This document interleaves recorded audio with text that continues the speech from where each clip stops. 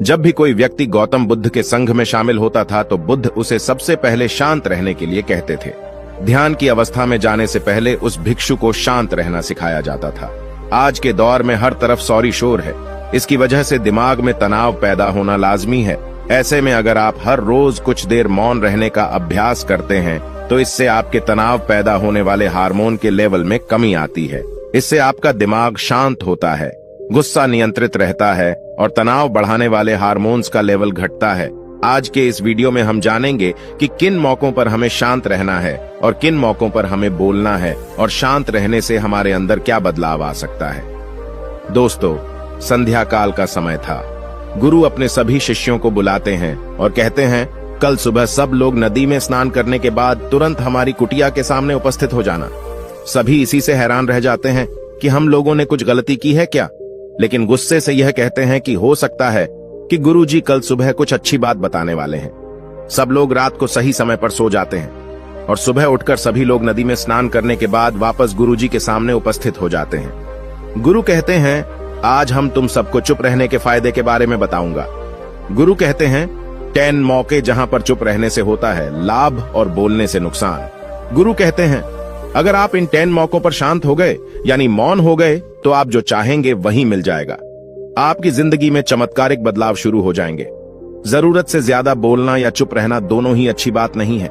जैसे जरूरत से ज्यादा बारिश हो जाना या फिर धूप दोनों ही दिक्कत देती है, उसी तरह अनावश्यक बोलने से भी काफी नुकसान होता है। गुरु कहते हैं कि पहला ऐसा मौका जहां पर व्यक्ति को चुप रहना चाहिए, बिना तथ्य के ना बोले। गुरु ने कहा, अगर आपके पास कोई तथ्य नहीं है तो वहां चुप रहने में ही भलाई है। चुप बैठने से दिमाग में नई कोशिकाओं का निर्माण होता है और इससे ज्ञान की वृद्धि होती है। बोलने में भलाई वही है जहां आपको किसी चीज के बारे में पूरा ज्ञान हो। अगर आप बिना तथ्य के कहीं बोलते हैं या फिर बेवजह बोलते हैं तो आपका वहां मजाक भी बन सकता है। अगर आपके पास पर्याप्त जानकारी नहीं है, ऐसी जगह पर बोलने से आपका मजाक तो बनी रहेगी, साथ ही साथ लोगों का भरोसा भी आपसे उठने लगेगा। इसलिए ऐसी जगह पर शांत रहो जहां तुम्हें पता ना हो कि क्या बोलना है क्या नहीं। कई बार कुछ लोग ऐसे होते हैं जो हर जगह अपनी उपस्थिति बताने लगते हैं। उन्हें पता नहीं होता है कि हमें क्या बोलना है, लेकिन फिर भी बोलते जाते हैं और फिर बाद में दूसरे लोग उनके जाने के बाद उनका मजाक उड़ाते हैं। जब तक आपको उस तथ्य के बारे में अच्छा ज्ञान नहीं है, उसके बारे में पता नहीं है, तो वहां चुप रहना ही ज्यादा समझदारी है। गुरु ने कहा, दूसरा ऐसा मौका जहां पर व्यक्ति को चुप रहना चाहिए। शब्दों से न पहुंचे ठेस। अगर आपके शब्द किसी को मानसिक ठेस पहुंचा रहे हैं तो वहां चुप हो जाना चाहिए। कमजोर व्यक्ति के बारे में कुछ भी बोलकर आप महान नहीं बन सकते हैं। महान आप किसी कमजोर का साथ देने में बनेंगे। कई बार होता है कुछ लोग अपने से छोटे व्यक्ति को भला बुरा कहते रहते हैं।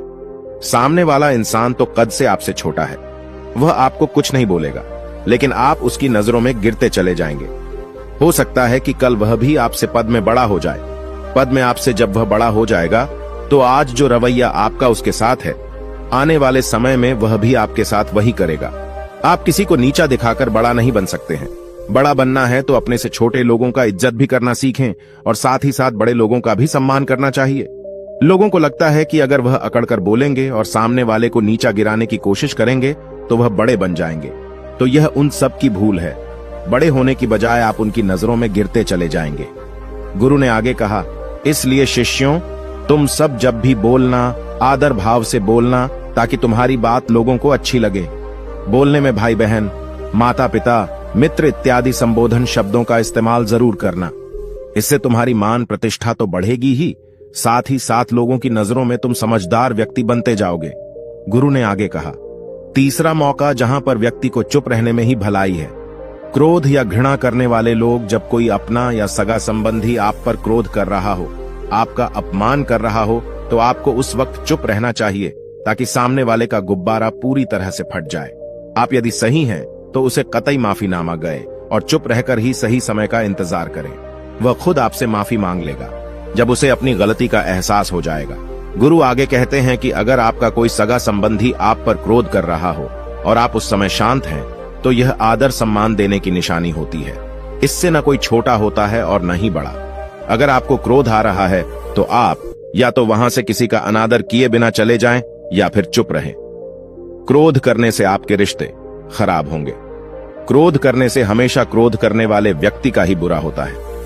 गुरु आगे कहते हैं कि एक बार की बात है, एक सांप जंगल से भागते हुए किसी राजा के घर में पहुंच गया। लोगों ने छेड़खानी की तो वह बहुत ही गुस्सा हो गया, जिससे घर में जो तलवार पड़ी हुई थी उसी को लपेटकर कसने लगा और धीरे धीरे उसका पूरा शरीर कट गया। यह गुस्सा उसे खा गया। ठीक उसी प्रकार हमारा गुस्सा भी हमारे शरीर को तलवार की भांति काटता रहता है। गुस्सा ध्यान से खत्म होता है प्रतिदिन। अगर आप ध्यान की मुद्रा में बैठे हैं तो आपका गुस्सा आपके नियंत्रण में रहेगा। गुरु आगे कहते हैं कि यह तरीका है कि आप प्रतिदिन ध्यान का अभ्यास करें। इससे आपके शरीर में जो हार्मोन्स गुस्से को बढ़ावा देते हैं वह सब तुम्हारे नियंत्रण में रहेंगे, जिससे शरीर गुस्से पर आसानी तुम्हारा से काबू पा लेगा। लेकिन एक तरीका यह भी है कि जब भी आपको गुस्सा आए तो आप यह समझने का प्रयास करो कि क्या मेरा गुस्सा जायज है या नहीं, हमें वहां पर बोलना चाहिए कि नहीं। जब आप खुद इस बात का आकलन लगा पाएंगे तो आपको खुद पता चल जाएगा कि हमें गुस्सा करना चाहिए या नहीं। फिर भी आपको गुस्सा आ रहा है तो आप वहां से हटने का प्रयास करें, वहां से दूर चले जाएं। धीरे धीरे समय के साथ आपका दिमाग शांत हो जाएगा। गुरु ने कहा, चौथा ऐसा मौका जहां पर इंसान को बहुत ही समझदारी के साथ काम लेना चाहिए, वहां पर आपको चुप रहना ही चाहिए, जहां पर उस मुद्दे से आपका कोई संबंध ना हो। अगर आपका किसी मुद्दे से कोई संबंध ना हो तो वहां आपका चुप रहना बनता है। बिना किसी वजह अगर आप दूसरे के मुद्दे पर बोलेंगे तो यह आपके लिए अनिष्टकारी होगा। इसमें केवल और केवल आपका ही नुकसान है। जल्द ही आप किसी दो लोगों के बीच हो रहे विवाद में जल्दी अपनी टांग न डालें। अगर सामने वाला आपको बुला रहा है अपना झगड़ा शांत करवाने के लिए तो ही आप वहां पर जाएं। किसी की व्यक्तिगत जिंदगी में दखल अंदाजी नहीं देनी चाहिए जब तक कि वह व्यक्ति आपको नहीं बुलाता है। अपने झगड़े को शांत करवाने के लिए कुछ लोग फालतू में दूसरे के विवाद में कूद पड़ते हैं। इससे उनके मान सम्मान मर्यादा पर लोग उंगली उठाने लगते हैं। गुरु कहते हैं कि 10 मौकों में 5वां ऐसा मौका जहां पर व्यक्ति को बहुत ही समझदारी के साथ चुप रहना चाहिए। आपके शब्दों से किसी मित्र को हानि न पहुंचे।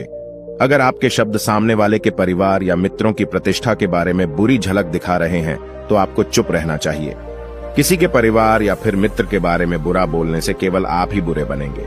जो चीज आसानी से खत्म की जा सकती है उसे अपने शब्दों से बड़ा न करें। बिना चिल्लाए बात करने का प्रयास करते रहना चाहिए। अगर आप बिना चिल्लाए कोई बात नहीं कह सकते तो आपका चुप रहने में ही भलाई है। किसी पर चिल्लाने से आपके व्यवहार के बारे में पता चलता है। ज्यादा बोलने से चीजें हमेशा खराब ही होती हैं। कई बार कुछ रिश्ते ज्यादा तेज बोलने की वजह से टूट जाते हैं। इसलिए अपनी आवाज में मीठापन लाएं। आपके शब्दों से आपके दोस्त को हानि नहीं पहुंचनी चाहिए। कभी कभी दोस्तों के जब हम मजाक हैं तो रहे कि आपके शब्दों से किसी का अनादर ना हो। मजाक को भी हमेशा शब्दों के मायने में ही रखें। जहां किसी को शब्दों से चोट लगे वहां चुप हो जाएं। ज्यादा बोलने से हमेशा नुकसान ही होता है। किसी और की प्रतिष्ठा को अपने शब्दों के माध्यम से उसे हानि नहीं पहुंचानी चाहिए। यदि आपके शब्दों से किसी और की प्रतिष्ठा को ठेस पहुंच रही है तो वहां आपको चुप हो जाना चाहिए। जब कोई व्यक्ति आपके सामने नहीं है तो आप उस व्यक्ति के बारे में बुरे शब्द किसी तीसरे व्यक्ति के सामने न बोलें। गुरु कहते हैं, छठा मौका जहां पर व्यक्ति को चुप रहना चाहिए, जब कोई कर रहा हो किसी की बुराई। जब कोई आदमी आपके सामने किसी तीसरे आदमी की बुराई कर रहा हो तब तुम्हें चुप रहकर बस सुनना चाहिए। अपनी राय व्यक्त नहीं करना चाहिए, क्योंकि जो आज आपके सामने किसी तीसरे की बुराई कर रहा है वह कल किसी और के सामने आपकी बुराई भी कर सकता है। यदि आपने कुछ कहा है तो नीति शास्त्र के अनुसार जो अपने मुंह को बंद रखता है और बुद्धि से काम करता है वही इंसान समझदार होता है। बिना जरूरत के बोलना, किसी के बारे में किसी के बीच में बोलना यह गलत बात है। कभी कभी हमारे लिए बुद्धिमानी इसी में होती है कि हमें अपना मुंह ऐसी जगह पर नहीं खोलना चाहिए। गुरु आगे कहते हैं कि 10 मौकों में 7वां ऐसा मौका जहां पर व्यक्ति को चुप रहना चाहिए, जब कोई नहीं समझे आपकी भावना। यदि आपको लग रहा है कि कोई व्यक्ति आपकी भावना, दुख या परेशानी को शब्दों में नहीं समझ रहा है, यदि आपको लग रहा है कि सामने वाला व्यक्ति आपकी भावना या दुख को या आपकी जो परेशानी है उसको वह समझ नहीं पा रहा है या समझने का प्रयास ही नहीं कर रहा है या वह आपको ध्यान से सुन ही नहीं पा रहा है, तो ऐसे व्यक्ति के सामने आप चुप ही रहें, क्योंकि ऐसे लोगों को आपकी भावना या दुख से कोई मतलब नहीं होता है। ऐसे लोगों को अपना राज बताकर आप पछताएंगे ही बाद में। इसलिए हर किसी को अपने मन की बात नहीं बतानी चाहिए। अगर आपको लग रहा है कि सामने वाला आपकी बात को नहीं समझ पा रहा है, आपकी भावनाओं को नहीं समझ पा रहा है, तो वहां पर आपको नहीं बोलना चाहिए, क्योंकि आज में आपका मजाक ही बन जाएगा जब आपको लगने लगे कि सामने वाला आपकी भावनाओं को ठीक तरीके से समझ रहा है, आप जो कह रहे हैं वह ठीक से सुन रहा है, तभी आप उसे अपनी बात कहें। गुरु कहते हैं कि 8वां मौका जहां पर आपको चुप रहना चाहिए, जब कोई इंसान अपना दुख व्यक्त करे। यदि कोई इंसान अपने दुख या परेशानी को आपको बता रहा है, तो इसका मतलब यह है कि वह आपको अपना समझ रहा है। ऐसे में तुरंत ही उसे समाधान बताने के बजाय चुप रहकर उसके दुख या समस्या को सुने। उसके दुख या समस्या को किसी और को न बताएं। वह इसलिए नहीं बता रहा है कि उसकी समस्याओं का समाधान कर देंगे, बल्कि वह इसलिए भी बता रहा है कि सामने वाला उसकी बात को समझ रहा है। कई बार बताने से दुख कम हो जाते हैं। आपको अपना दुख इसलिए बता रहा होगा कि उसे लग रहा है कि आप उसकी बात को समझ रहे हैं। दुख बांटने से कम हो जाता है। इसलिए जब कोई व्यक्ति अपना दुख आपसे व्यक्त करे, तो आप चुप मारकर उसकी बात को बहुत ही ध्यान से सुने, ताकि उसके दुख कम हो जाएं।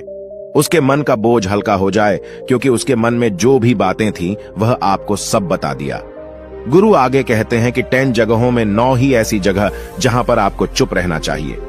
जहां पर दुष्ट प्रकृति के लोग रह रहे हों और गाली गलौज कर रहे हों, तो आप वहां पर मत जाइए। ऐसी जगहों से आप चुपचाप निकल जाएं, अर्थात अपनी प्रतिक्रिया दिए बिना आप वहां से चले जाएं, क्योंकि जिसकी जुबान खराब होती है, जो दुष्ट प्रकृति के लोग होते हैं, उनको आप ऐसे समय में नहीं समझा सकते हैं। जब उनका दिमाग पूरी तरह से शांत हो जाए, तभी वह आपकी बात सुनेंगे। इसलिए जहां पर दुष्ट प्रकृति के लोगों आपकी बात को न मानते हों और न ही सुनते हों, तो आपको वहां पर नहीं बोलना चाहिए। गुरु कहते हैं कि 10 माह ऐसा मौका जहां पर आपको शांत हो जाना चाहिए। अपनी सफलता का राज हर किसी को न बताएं। कई बार होता है कि कुछ लोग जो सफलता को बहुत ही जल्दी अर्जित कर लेते हैं, वे हर जगह अपनी सफलता का ढिंढोरा पीटने लगते हैं। ऐसे में क्या होता है कि कई लोग आपकी सफलता से खुश नहीं होते हैं। अगर आप अपनी सफलता का जबरदस्ती लोगों में ढिंढोरा पिटवा रहे हैं, तो लोगों की नकारात्मक ऊर्जा आपको प्रभावित कर सकती है। जब आप सफल होंगे, तो सबको पता चल जाएगा कि आप सफल हो गए हैं। ढिंढोरा पीटने से नुकसान आपका ही होगा। इतना कहकर गुरु ने कहा, शिष्यों, आज के लिए बस इतना ही।